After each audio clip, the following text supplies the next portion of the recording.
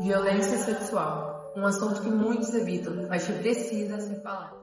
Falar sobre violência sexual me fez perceber o quanto a humanidade pode ser cruel. Esse tema me fez perceber o quanto eu era insensível com as pessoas. Eu tive que aprender a lidar com as minhas próprias emoções antes de qualquer coisa sobre a violência, antes de falar sobre qualquer coisa na violência sexual. Até porque são pessoas que sofreram direto, até mesmo viram pessoas sofrendo. Violência sexual, ela não é qualquer tema, ela é cruel. É uma das violências mais cruéis que a humanidade já pôde cometer. O ato da violência sexual, ele é estupro. Esse crime, ele não pode ser simplesmente ser tratado como um problema psicológico, mas sim como um crime de verdade.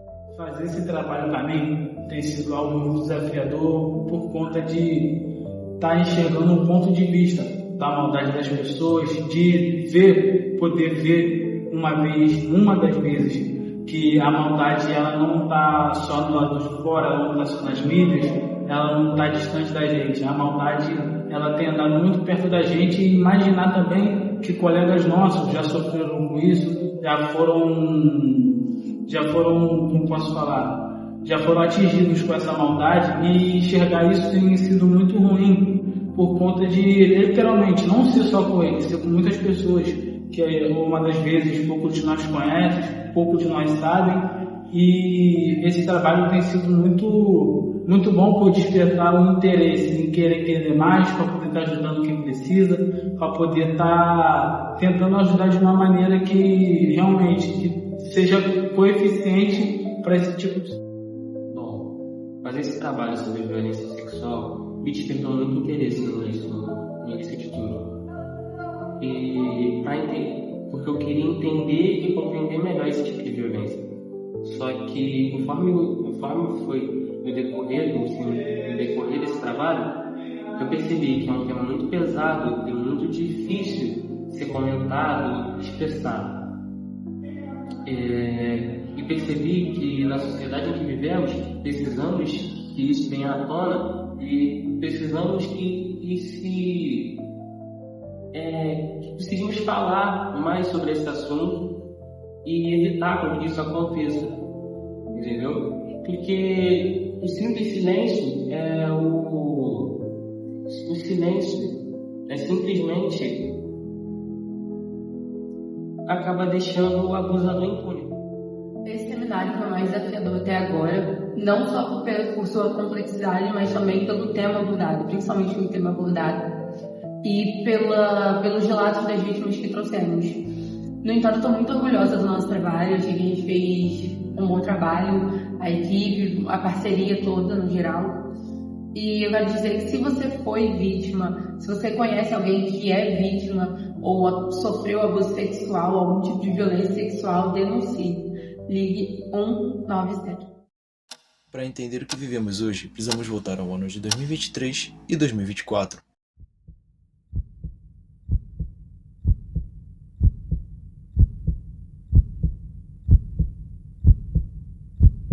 Violência sexual é qualquer ato de natureza sexual sem o consentimento da vítima. Isso inclui o estupro, o assédio e a exploração ou qualquer outra situação onde a vítima seja ameaçada, coagida a participar dessas práticas.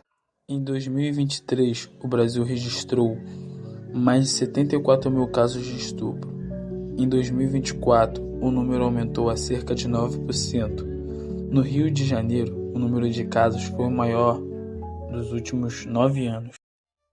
Em 2025, uma reportagem nacional gerou revolta ao afirmar que estupradores não são criminosos, mas sim doentes mentais. Mas afinal, até que ponto isso é uma explicação e até que ponto isso é justificar o injustificável? Hoje a gente exibe a terceira reportagem dessa série, a última, que vai abordar a questão médica envolvendo os pedófilos que sofrem de um transtorno. Isabela, há muito preconceito com relação a isso, mas fato é que é uma doença, não tem cura, mas tem tratamento. Tratar o agressor como um doente é tirar o foco da responsabilidade, porque o problema é estrutural. Está na educação, ou até mesmo na cultura, e no silêncio que protege quem agride. Por trás dos números e manchetes existem pessoas, histórias reais, vozes que raramente são ouvidas. Você já sofreu algum tipo de violência sexual e que queira compartilhar aqui com a gente? Essa história eu não contei pra ninguém. Eu contei pra uma pessoa só, um mês atrás, mais ou menos. Aconteceu quando eu tinha uns 11, 12 anos. Eu vinha muito pra casa da minha irmã, quando eu morava com meu pai. E um amigo dos meus amiguinhos em comum que eu tinha, meio que virou uma namoradinha, né? A gente dava uns beijinhos, andava de mão dada, essa coisa boba de criança. Só que ele era mais velho do que eu. Eu tinha 12 por aí, ele tinha 17 já. Eu já era bem velho, meu Deus do céu. Aí, numa dessas beijocas que a gente estava dando, ele falou, posso encostar ali embaixo? Falei, não quero, não gosto. Ele, mas todo mundo faz isso, por que você não quer fazer? Aí eu fiquei, caraca, vou fazer, né? Ele vai parar de falar comigo, ele não vai querer mais nada comigo, eu tava apaixonadinha, né? Aí eu deixei. Aí ele tocou por cima da roupa, foi por cima da roupa. Tocou por cima da roupa, eu tava de vestidinho. Aí ele foi tocando, eu falei, tá, para, chega. Ele parou. Só que depois de um tempo ele, eu posso gostar em você? Aí eu, não quero. Sou virgem ainda, não quero fazer isso, não quero fazer nada. Ele, mas aí se você não quiser, então eu vou contar pra todo mundo que a gente tá dando um beijinho aqui e você não vai poder mais vir pra sua irmã. Aí já pesou, né, na minha mente. Falei, caraca, vou ter que aceitar. Aí eu continuei, por um tempo eu neguei ainda. Fiquei um tempinho tentando negociar, falei, poxa, eu já deixei você encostar e tudo mais. Ele, não, mas eu quero fazer isso. Não vai te machucar, senão não vai doer, eu não vou enfiar nada. Falei, tá. Virei de costas, aí ele roçou ali, né? Ficou ali roçando, só que ele enfiou ali tudo, né? Nossa, doeu muito, nossa. Foi uma dor horrível, derrubi e tal. Falei, para, tá doendo. Ele continuou por um tempinho, ele me trançou na parede, continuou por um tempinho, eu, para, tá doendo. Aí eu falei, eu vou gritar, eu vou pedir socorro. Aí ele parou. Aí eu tava de vestidinho, né? Ele tinha colocado só a minha calcinha pro lado, eu ajeitei a calcinha. Aí eu comecei a chorar, não tem desespero. Eu fui e falei, não fala mais comigo, eu não quero mais, não conta pra ninguém. Se você contar pra alguém, eu vou contar pra todo mundo que você fez isso, que você não é mais virgem. Aí, não contei pra ninguém, fui embora pra casa, tava toda suja de sangue. Aí não contei pra ninguém. Ninguém soube essa história, porque eu fiquei com medo por muito tempo. Agora eu não sei nem mais quem é ele, onde ele foi parar. E você tem alguma experiência que você gostaria de contar assim, em relação à violência sexual? Se você se sente à vontade para compartilhar com a gente? Tenho sim. Inclusive eu achava que era assédio, né? Mas depois eu percebi que era um pouquinho mais um pouco além. Bom, eu tinha acho que 9, 8 anos, assim, mais ou menos, eu não lembro mais ou menos, eu era criança, assim. Eu tinha muita amizade com meu tio, né, ele era super engraçado, tudo mais, eu conversava com ele, eu gostava muito dele. Só que um belo dia, ele saiu da minha casa procurando meu pai, de noite, assim, mais ou menos umas 7, 8 horas. De primeira, ele percebeu que meus pais não estavam em casa e ele viu que isso poderia ser uma possibilidade de fazer alguma coisa. Aí, como ele viu que meu pai não estava lá, ele foi pra casa, beleza, no dia seguinte ele fez a mesma coisa.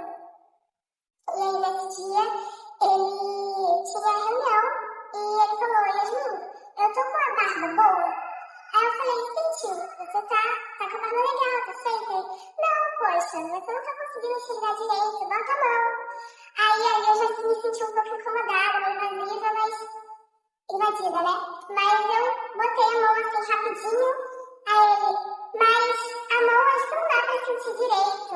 Aí ele foi, chegou perto do meu rosto e esfregou o rosto dele no meu rosto. eu faço outra assim, e no pé do meu ouvido ele sussurrou de um tom assim bem sexual, que gostava muito de mim. Ele falou, você sabia que eu gosto muito de você? E no fim de tudo ele falou pra eu contar pra minha mãe e disse que ia passar no dia seguinte lá na minha casa. Obviamente eu contei tudo pra minha mãe, eu tava bem assustada, eu sabia que aquilo não era normal de acontecer. Minha mãe disse pra eu não abrir a porta.